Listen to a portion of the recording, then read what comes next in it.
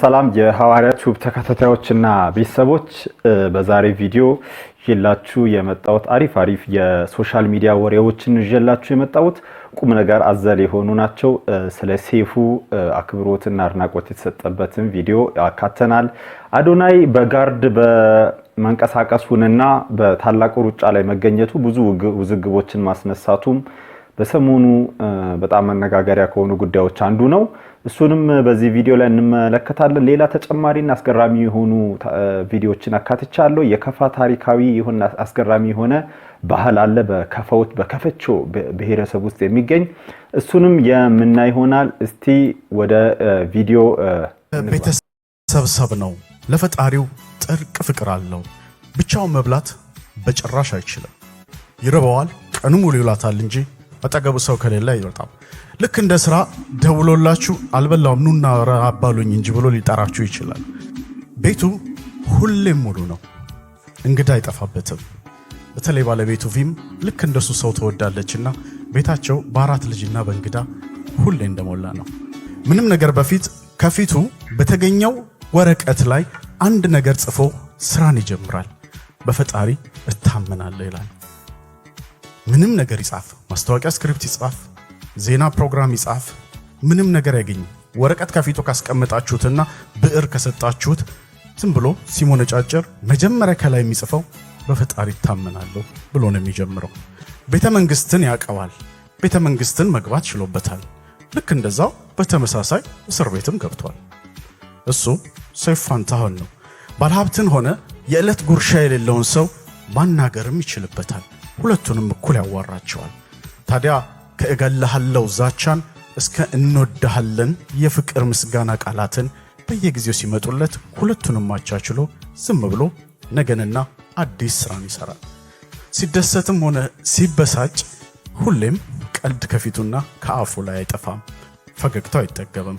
አሁን ይህን መቅረብ ነበረበት ከሚሉት ተቺዎች ዛሬ ገና እንግዳ ቀረብክ እስከሚሉት አመስጋኞች ድረስ ሁሉንም ተቀብሏቸው ይኖራል። እሱ የነካው ነገር ሁሉ ይሳካለታል። ሙዚቃ አውጡ ያሸጥላችኋል። ፊልም አምጡ እንዲታይ ያደርግላችኋል። አረ ፖለቲከኞችም ለመመረጥ እየመረጡት ነው ያሉት። ለኢንተርቪው ጋር እየመጡ ነው። ፈጣን ምላሾቹ እንዴት እንደሚመጡለት ሁሌም ግርም ይለኛል። እና እሱ ከቀልዶቹ መካከል 90%ዎቹን አንድ ወዳጄ ነገረኝ፣ አንድ አድማጭ ነገረኝ ብሎ የነገረን ላለፉት 30 ዓመታት የራሱ ቀልዶች ናቸው። ሳያልቁበት ሁሌም ያመርታቸዋል። ከሆሊውድ እስከ መዝናኛ ጋዜጣ፣ ከአዲስ ዜማ የሬዲዮ ፕሮግራም እስከ ታዲያስ አዲስ፣ ከኢቲቪ ሚውዚክ እስከ ሰይፉ ኦን ኢቢኤስ አብሮን የዘለቀ ነው። ኢትዮጵያውያን ሌሎችን የሚረዳ ሰው ስንመለከት ስስ ልብና ፍቅርን እንደምንሰጥ ደግሞ ይህ ሽልማት አንዱ ማሳያም ጭምር ነው። ለሰይፉ 90 ቀናት በፈጀ ማራቶን 1 ቢሊዮን ብር ለመቄዶንያ ማሰባሰብም ችሏል። ሚዲያን እንዲህ መጠቀም መቻል ደስም ነው። ገና ይቀጥላል። እኛ በ1 ቢሊዮኑ ስናደንቀው እስከ 5 ቢሊዮን ብር ድረስን አስቧል። እባካችሁን ከወንበራችሁ ተነስታችሁ ለሰይፉ ፋንታሁን ያላችሁን ክብር ገለጹልኝ። ሰይፉ ፋንታሁን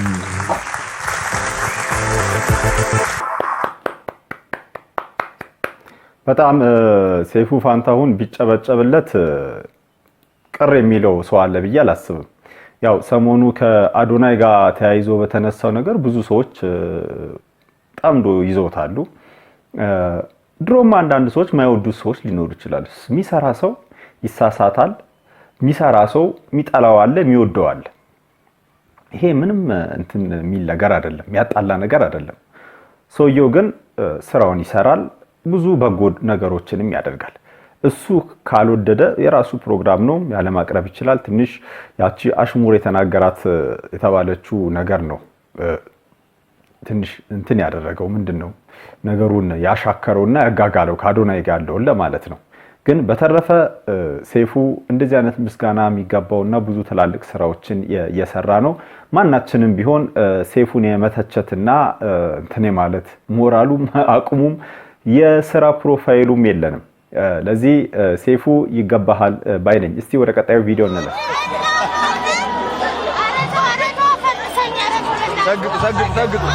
ሰግጡ እንራመዳ ተጀመረ።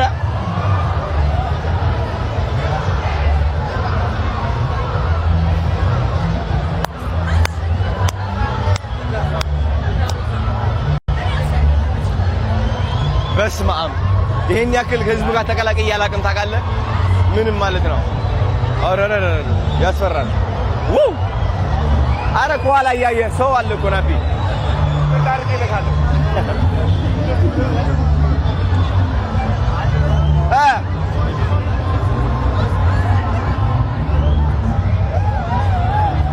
ብሩክ የታለ? የት ሄዱ? እነ ብሩክስ?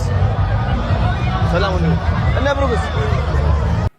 እንግዲህ እንዳያችሁት በዚህ ቪዲዮ አዶናይ የታላቁ ሩጫ ላይ ሲንቀሳቀስ ነው። በጋርድ ነው የመጣው። በጣም ብዙ መነጋገሪያ እና ተፈጥሯል። ግማሹ ተገቢ ነው በጋርድ መምጣቱ ሚላለ፣ ግማሹ ደግሞ ተገቢ አይደለም። ኃይሌ ገብረስላሴ ራሱ 27 ጊዜ ሪከርድ የሰበረ ሰው፣ በጣም ብዙ ነገር ያደረገ ሰው በጋርድ አልመጣም፣ ብቻውን የመጣው። እንዴት አዶናይ ማን ቢሆን ነው በጋርድ የሚመጣው የሚልና ብዙ ነገሮች ተቃውሞ። የሆነ ሰው የሆነ ነገር ሲያደርግ ተቃውሞ ይኖራል፣ ድጋፍ ይኖራል።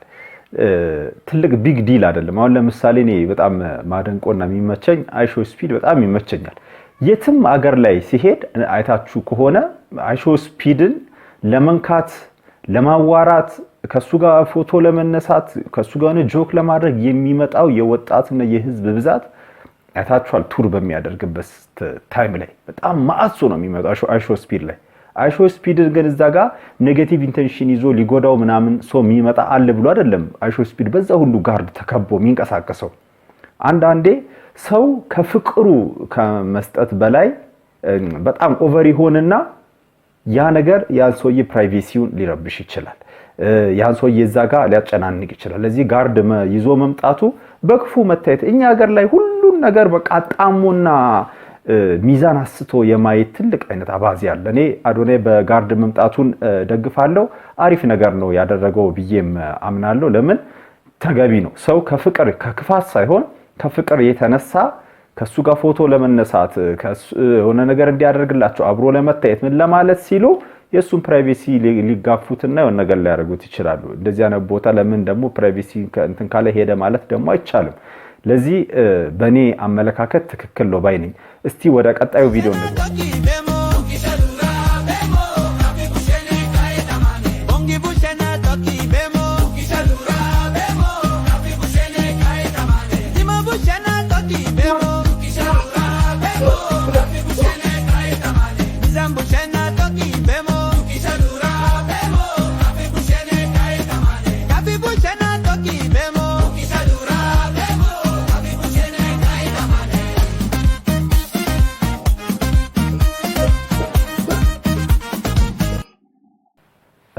እቺ አጣጣር ያለች ቪዲዮ ያሳያችሁ ከፍኛ ቋንቋ ዘፈን ነው።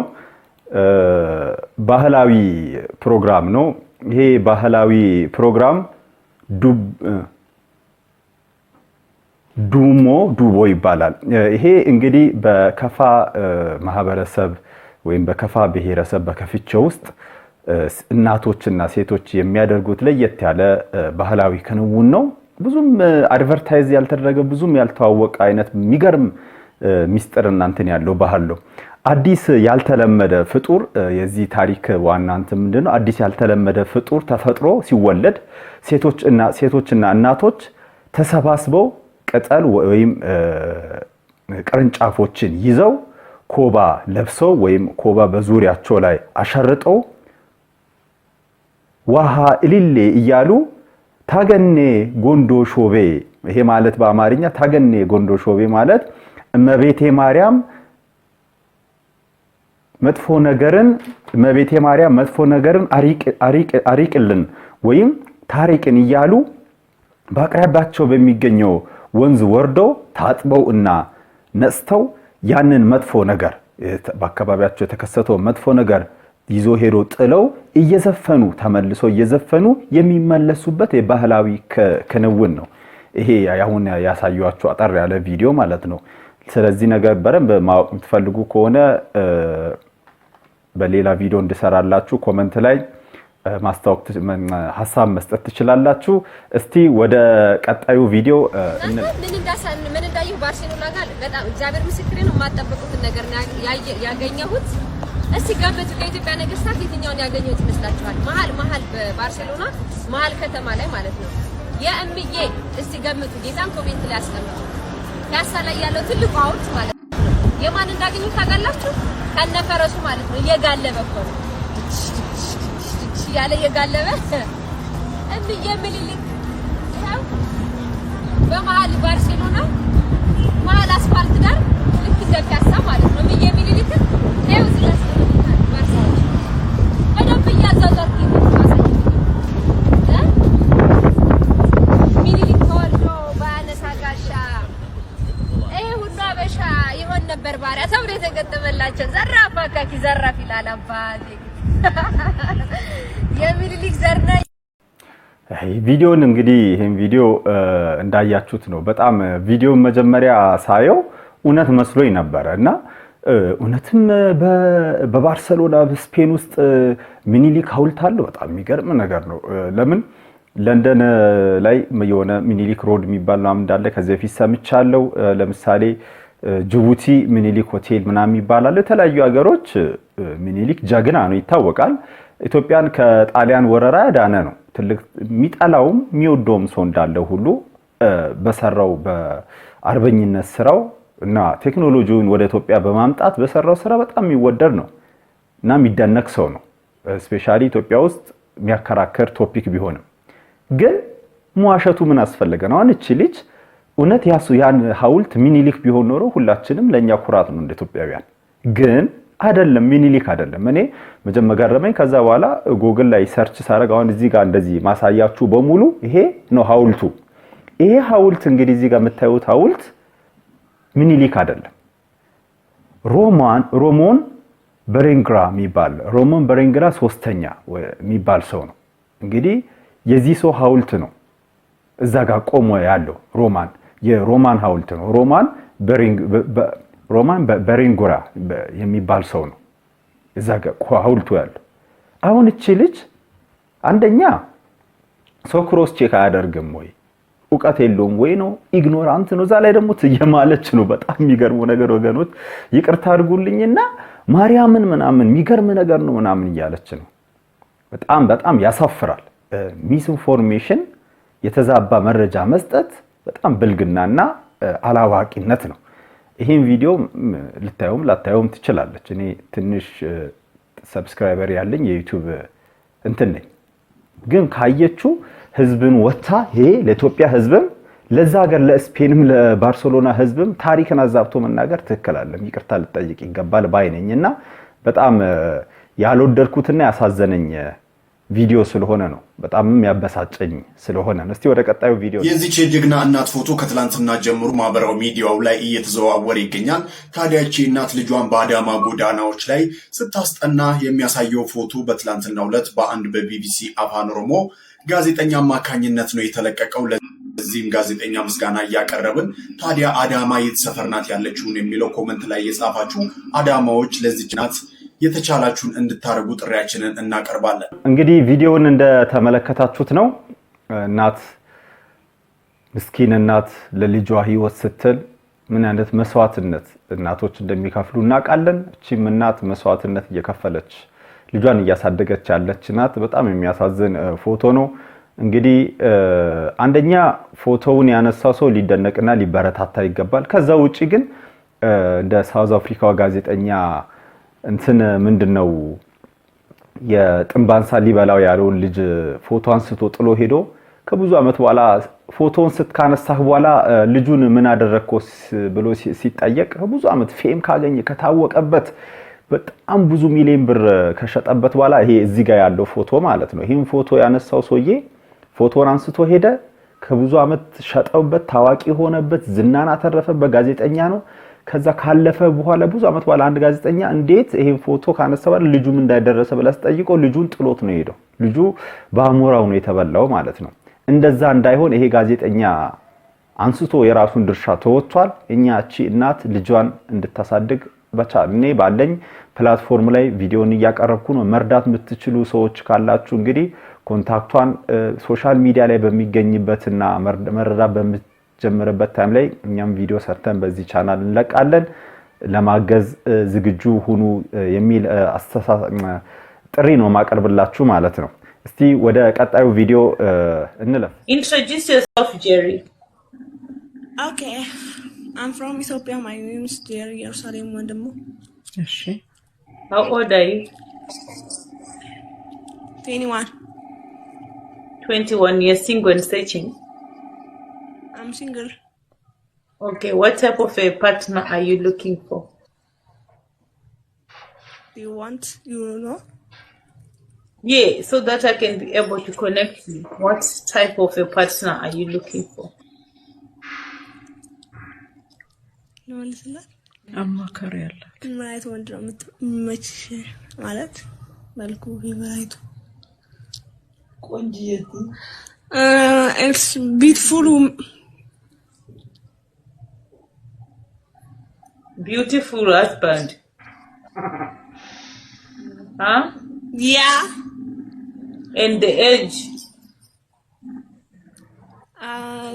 Young, 25, 24. Okay. What kind of work do you do? ለምን ትስቃላችሁ? What to say? What kind of work do you do? ምናለች የመላላልሽ? Can you again please? እንግዲህ ወገኖች ይሄን ቪዲዮ እንዳያችሁት ነው። በጣም አሳፋሪ እንደዚህ አይነት ቪዲዮዎች እንግዲህ በጣም እየበዙ ነው። እነዚህ ዴቲንግ ፍቅረኛሞችን ማገናኘት የሚሰሩ የውጭን ቻናሎች አሉ በእንግሊዘኛ። አንደኛ ቋንቋ አንችልም ገብተን መደናገር ነው። ሁለተኛ በጣም ያሳፍራል። አሁን እቺ ልጅ በጣም ወጣት ልጅ ናት። መስራት መለወጥ ራሷን መቻል በራሷ መቆም ነገር ማሰብ በሚገባት ሰዓት ላይ በሶሻል ሚዲያ ላይ እንደዚህ አንደኛ ራሷን ገበና አስወጥታ፣ ሁለተኛ ፍቅረኛ በዚህ መንገድ የተገኘ ፍቅረኛም እኮ ዘለቄታ ያለው ሪሌሽንሺፕም አይሆንም። ከየሆነ ፐርሰንት ከመቶ አንድ እጅ ሊሳካ ይችላል። ግን በጣም በቃ ያለንበት ሁኔታ በጣም አሳሳቢና አሳዛኝ ሁኔታ ነው። ትውልዱ እየዘቀጠ እየወረደና እየጠፋ ነው ያለው። ፈጣሪ ከኛ ጋር ይሁን ነው ምለው። እንግዲህ ምን ማለት ይቻላል? እስቲ ወደ ቀጣዩ ቪዲዮ እንግባ። ጌም ላይ በቃ መናደር ጀመርኩ። ኳስ መነካው ጥቂት ነው፣ ኳሶች አይመጡም ምናምን። እንዴት አሲስት ልስጥ? በአየር ነው የሚሰጡት። እንዲህ በእጅዬ እንዲህ ቁጭ አድርጌ ምናምን ለመስጠቱ ላይ አይመችም። በእውነት እንትኖች የአየር ኳሶቹ ራሱ በቃ የሆነስ እንዴት ነው እንደ ቺፕ ነገር እንኳን ቢሆኑ አውርድ በቃ ባቦሰ በፑንታ ምናምን ነው የሚወጉብ። ከዛ እንትን አልኩኝ ማስብሰባ ላይ እንዴት ምናምን ቢጮኩ ምንድነው የምንጮተው? እንግዲህ የዚህ ልጅ ቪዲዮ ዩቲዩብ ላይ ተለቋል። በጣም በቃ የሚያሳዝን ነገር ነው። ኢትዮጵያ እግር ኳስ ምን ያክል ደረጃ እንደተበላሸ እንግዲህ ይሄ ልጅ የሚናገረው ነገር እውነትም ይሁን ስተትም ይሁን በራሱ ፈጥሮም ይሁን የሚናገረው እውነተኛ ነገርም ይሁን የሚናገረው በጣም ያሳዝናል። በቃ የምናውቃቸው ነገሮች ናቸው አብዛኛዎቹ። ለምሳሌ ኢትዮጵያ እግር ኳስ ውስጥ ተጫዋች ለመሆን አንድ ሰው ከፍሎ ነው። እኔ ለምሳሌ ቦና አጋጣሚ የምኖር ትንሽ ወጣ ያለች ከአዲስ አበባ ወጣ ያለች ትንሽ ከተማ ላይ እኖር ነበር በቅርብ ዓመታት ውስጥ ነው። እና በዛ አካባቢ በምኖርበት ሳለ የሆነ ለአካባቢው እግር ኳስ ቡድን የሚጫወቱ ሰዎች ጋር ተዋወኩ። ወጣቶች ጋር ተዋወኩና ምን አሉኝ፣ ለምን በረኛ አሁን ስለሌለን እኛ በጣም ጎበዝ በረኛ ነው ብለን እናስገባሃለን አሉ። ብሩን አብረን የሚከፈልህን ብር ሼር ታደርገናለህ ካሉኝ እና አንደኛ ላይ ችሎታውም የለኝም የበረኝነት እንደውም ተጫወት ብባል ብጫወት ይቀለኛል። ችግር የለውም ምንም መች በቃ በትቆማለህ በቃ የሚመጣውን ኳስ መያዝ ነው ትለማመዳለህ ከዛ በኋላ ችግር የለውም ምናምን ነገር አሉኝ። አይ እኔ እንደዚህ አይነት ነገር ውስጥ እንትን አልልም ብዬ በዛው ተውኩና የሚገርም አጋጣሚ ስለሆነ ነው። እስቲ ወደ ቀጣዩ ቪዲዮ እንግባልኳችሁ። ከመግባታችን በፊት አንድ ሐሳብ ልናገር እፈልጋለሁ። ይህን ቻናል የምትከታተሉ የሐዋርያው ቲዩብ ተከታታዮችና ቤተሰቦች ቻናሌን ሰብስክራይብ አድርጉ፣ ቪዲዮውን ላይክ አድርጉ። እንደውም ለወደዳችሁና ለተመቻችሁ ሰዎች ደግሞ ሼር እያደረጋችሁ እንድታግዙኝ በዚህ አጋጣሚ በአክብሮት እጠይቃለሁ። በተጨማሪ ደግሞ ምንድነው ቪዲዮ ስትመለከቱ ከሀገር ውጭ ያላችሁ ሱፐር ታንክስ እንደዚህ የመሰሉ እንትናለች ሱፐር ታንክስ መስጠት ትችላላችሁ። በዛ መንገድ ማበረታታት ትችላላችሁ። በተሻለ ጥራት በተሻለ ሐሳብ በተሻለ መንገድ እንድንመጣና እንድናዝናናችሁ ማለት ነው። እስቲ ወደ መጨረሻው ቪዲዮ እንግባ። የባለ ትዳሮች ደግሞ መሰረታዊ ችግራችሁ ምንድነው ስትሉ ጊዜ የላችሁም። ትዳሩን የሆነ ሱቅ ነው የምታረጉት። ምን ማለት ነው መሰላችሁ? ስራ ቦታ ሆኗል ማለት ነው። ጊዜ የላችሁም። ባልና ሚስት አብራችሁ የምትሆኑበት ጊዜ የለም። አትተዋወቁም እኮ ሁላ። ጊዜ ያልሰጣችሁት ሰው ይኸውላችሁ በሰነፍ አዝመራ አለፍኩ አረም በቅሎበትም አየሁት አለ ሰሎሞን። በሰነፍ አዝመራ አለፍኩ አረም በቅሎበት አገኘሁት። ለሚስት ጊዜ ከሌለ ዞር ብለህ ስትመጣ አረም በቅሎባት ነው የምታገኘው። አረም ይበቅልባታል። የነገር አረም፣ ሌላም አረም። የአረም አይነቶችን አግሪካልቸር ባለሙያ ጠይቁ። ብዙ አረም ነው የሚበቅልባት። ነግሬያችኋለሁ። ለባሎቻችሁ ጊዜ ከሌላችሁ ብዙ አረም ያበቅላል፣ ይሸፍታል ልብ። እነዚያን አረሞች ደግሞ ነቅሎ የሚጥላቸው የለም። አረሙን እንነቅላለን ስትሉ ስንዴውን ትነቅሉብኛላችሁ እንዳለ ጌታ በዚያች ትንሽ ችግር በበቀለችው አረም በአመል መጥፋት ስትጨቃጨቁ ራሱን ማጣትም ይመጣል። ስለዚህ ጊዜ ይኖራችሁ። እኔ እውነቴን ነው ስለ እግዚአብሔር ብላችሁ ለልጆቻችሁ ጊዜ ስጡ። ጌታችን ኢየሱስ ክርስቶስ ለሕፃናት ጊዜ እንደሰጣቸው ታስታውሳላችሁ። የማቴዎስ ወንጌል ምዕራፍ 18 ላይ ሕፃናት ወደ እኔ እንዲመጡ አትከልክሉ፣ አቅፎ አስተምሮባቸዋል። እየታቀፈ በዚህ በትከሻው እየመጡ ዙሪያውን እየከበቡ ለሕፃናት ጊዜ ነበረው። ለልጆች ጊዜ ያስፈልጋል። በጣም የሚገርምና የሚደንቅ መልእክት ነው። እዚህ ላይ እንግዲህ ብዙ ነገር መጨመር በጣም ይከብዳል። እሳቸው ካስተማሩት ትምህርት ላይ እንግዲህ አባታችን እናመሰግናለን ነው የሚባለው። ይሄ በጣም በብዙ ሰዎች ችግር ነው።